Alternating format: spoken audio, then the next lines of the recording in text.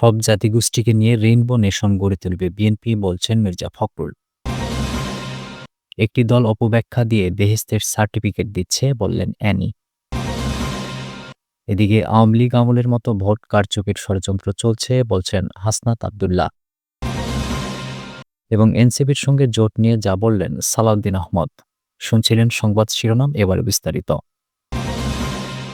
সব জাতিগোষ্ঠীকে নিয়ে rainbow nation গড়ে তুলবে বিএনপি, মন্তব্য মির্জা ফখরুলের। ক্ষমতায় গেলে বিএনপি সব জাতিগোষ্ঠীকে নিয়ে রেইনবো নেশন গড়ে তুলবে বলে জানিয়েছেন দলের মহাসচিব মির্জা ফখরুল ইসলাম আলমগীর। তিনি বলেছেন, ভারপ্রাপ্ত চেয়ারম্যান তারেক রহমান ২০২২ সালের ৩১ দফা ঘোষণা দিয়েছেন, যেখানে তিনি বলেছেন, আমরা একটা রেইনবো নেশন তৈরি করব, অর্থাৎ যে নেশন সব সম্প্রদায় অন্তর্ভুক্ত হয়ে অবদান রাখতে সক্ষম হবে। আগামীতে বিএনপি সরকারে এলে অবশ্যই অত্যন্ত গুরুত্ব সহকারে সব সমস্যা বিবেচনা করা হবে। শুক্রবার রাজধানীর বনানী বিদ্যানিকেতন স্কুল ও কলেজ মাঠে গারো সম্প্রদায়ের সংগঠন ঢাকা ওয়ানগালা কমিটির উদ্যোগে ঢাকা ওয়ানগালা উৎসব ২০২৫ অনুষ্ঠানে তিনি দলের এই অবস্থানের কথা জানান। অনুষ্ঠানে গারো সম্প্রদায়ের সদস্যরা নাচ গান পরিবেশন করেন। মির্জা ফখরুল বলেন, বিএনপি চেয়ারপারসন খালেদা জিয়া ঘোষিত ভিশন ২০৩০ কর্মসূচিতে সমতলের ক্ষুদ্র জাতিগোষ্ঠীর সংস্কৃতি ঐতিহ্য রক্ষা এবং তাদের সমস্যা সমাধানের পৃথক অধিদপ্তর গঠনের ঘোষণা দিয়েছেন। বিএনপি আগামীতে সরকারে এলে ঢাকায় ক্ষুদ্র জাতিগোষ্ঠীর পৃথক সাংস্কৃতিক একাডেমি গঠন করা হবে। সরকারিভাবে গারোদের ওয়ানগালা উৎসব পালনের বিষয়ে সক্রিয়ভাবে বিবেচনা করা হবে। সব জাতিগোষ্ঠীর স্বীকৃতি দিতে হবে উল্লেখ করে বিএনপি মহাসচিব বলেন, মূল যে ধারা তার সঙ্গে ক্ষুদ্র জাতিগোষ্ঠীকে এক হওয়ার চেষ্টা করতে হবে। মন মানসিকতায় বাংলাদেশের নাগরিক হিসেবে আপনাদের উঠে দাঁড়াতে হবে। শহীদ প্রেসিডেন্ট জিয়াউর রহমান সেজন্যই বাংলাদেশের জাতীয়তাবাদকে বাংলাদেশি জাতীয়তাবাদ হিসেবে চিহ্নিত করেছেন। তিনি বলেন, এর একটাই উদ্দেশ্য, শুধু বাঙালি নয়, বাংলাদেশের তাদেরকে একটা স্বীকৃতি দেওয়া।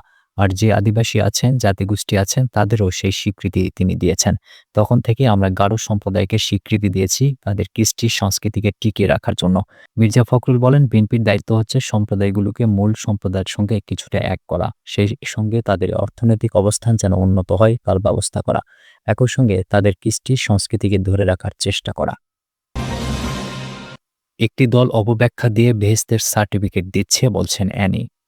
বিএনপির যুগ্ম মহাসচিব শহীদুদ্দিন চৌধুরী অ্যানি বলেছেন, একটি ইসলামী দল অপপ্রচারে নেমেছে। এত বেশি অপব্যাখ্যা দিচ্ছে যে তারা এখন বেহেশতের সার্টিফিকেট দিচ্ছে। বেহেশতের হিসাব নিকাশ তাদের কাছে নাকি? এমন পরিস্থিতি মোকাবেলা করে আগামী নির্বাচনে ধানের শীষে ভোট দিয়ে সুন্দর দেশ ও সমাজ গড়াই হলো আমাদের অঙ্গীকার। শুক্রবার সন্ধ্যায় লক্ষ্মীপুরে মহিলা দলের আয়োজিত যৌথ সভায় প্রধান অতিথির বক্তব্যে তিনি এসব কথা বলেন। শহরের গোডাউন রোড এলাকায় বশির ভিলা হলরুমে লক্ষ্মীপুর পৌর মহিলা দল এ আয়োজন করে।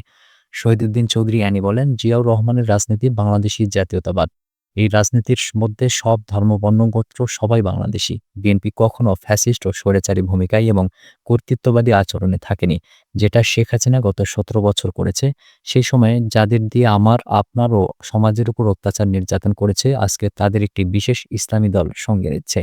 তিনি বলেন, বিএনপি জিয়াউর রহমানের আদর্শকে লালন করে খালেদা জিয়া ও তারেক রহমানের নেতৃত্বে সমস্ত সাপোর্ট দিতে আপনার এবং আপনার পরিবারের পাশে দাঁড়িয়ে আছে ও থাকবে। আগামীতে প্রধানমন্ত্রী হবেন তারেক রহমান, তাই তারেক রহমানের হাতকে শক্তিশালী করতে গ্রামে গ্রামে কাজ করার আহ্বান জানান অ্যানি। আওয়ামী লীগ আমলের মতো ভোট কারচুপির ষড়যন্ত্র চলছে, বলছেন হাসনাত আব্দুল্লাহ।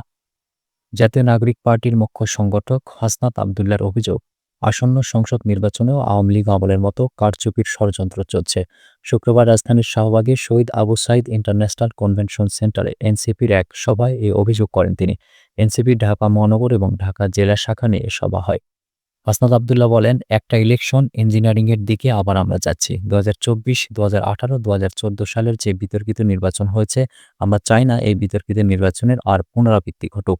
কিন্তু আমরা দেখতে পাচ্ছি যেভাবে নির্বাচন প্রক্রিয়া চলছে, সেই প্রক্রিয়ায় আরেকটি ইঞ্জিনিয়ার্ড একটি নির্বাচন আবার জাতীয় উপহার পাবে। জুলাই গণঅভ্যুত্থানের পর গঠিত অন্তর্বর্তী সরকার জানিয়েছে, আগামী ফেব্রুয়ারিতে হবে ত্রয়োদশ সংসদ নির্বাচন। এ অভ্যুত্থানের নেতৃত্ব দেওয়া তরুণেরা রাজনৈতিক দল এনসিপি গঠন করে সেই নির্বাচনে অংশ নেওয়ার প্রস্তুতি নিচ্ছে। তিনি বলেন, এখন সচিবালয়ে বসে ডিসি ভাগাভাগি চলছে বিভিন্ন রাজনৈতিক দলের মধ্যে। যেমন চট্টগ্রামের ডিসি আমি নেব, উত্তরবঙ্গের ২টা ডিসি আমাকে ছাড়তে হবে। যদি রংপুরের ডিসি ছাড়ি, তাহলে আমাকে আরেক জায়গার ডিসি ছেড়ে দিতে হবে।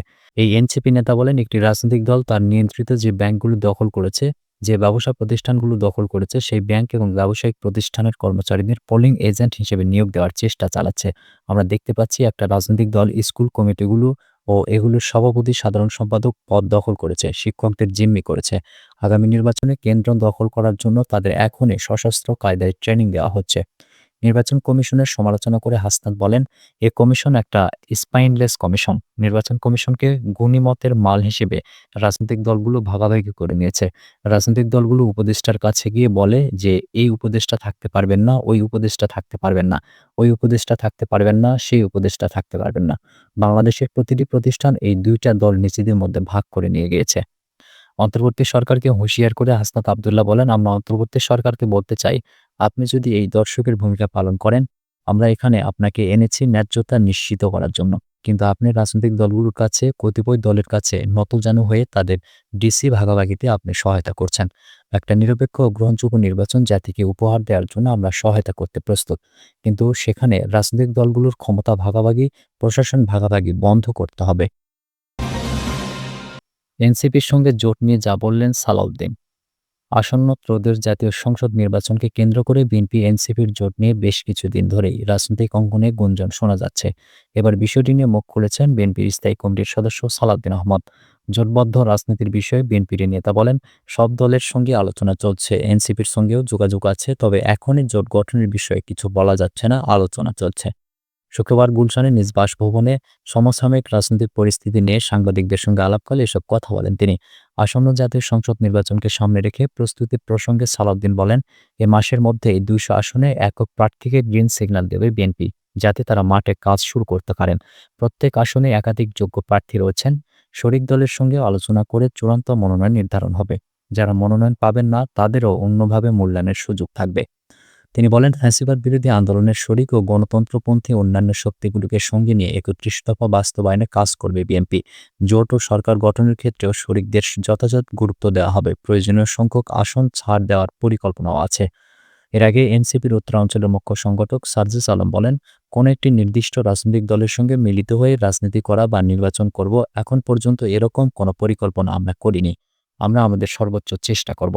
তিনি আরও বলেন, আমরা যেহেতু পুরো বাংলাদেশে গেড়ে বসা হাসিনার রেজিমের পতন ঘটাতে পেরেছি, ঐক্যবদ্ধভাবে আমাদের জায়গা থেকে বিশ্বাস করি আমরা ৩০০ আসনে কাজ করতে পারব। অন্যদিকে এনসিপির সিনিয়র যুগ্ম আহ্বায়ক আরিফুল ইসলাম আদিব সম্প্রতি একটি গণমাধ্যমকে বলেন, আপাতত বিএনপির সঙ্গে জোট বা আসন সমঝোতা কোনো বিষয়ে সিদ্ধান্ত নেওয়া হয়নি। সুপ্রিয় দর্শক, এ ছিল এখনকার মতো সর্বশেষ সংবাদ। পরবর্তী সংবাদ দেখার আমন্ত্রণ রইল।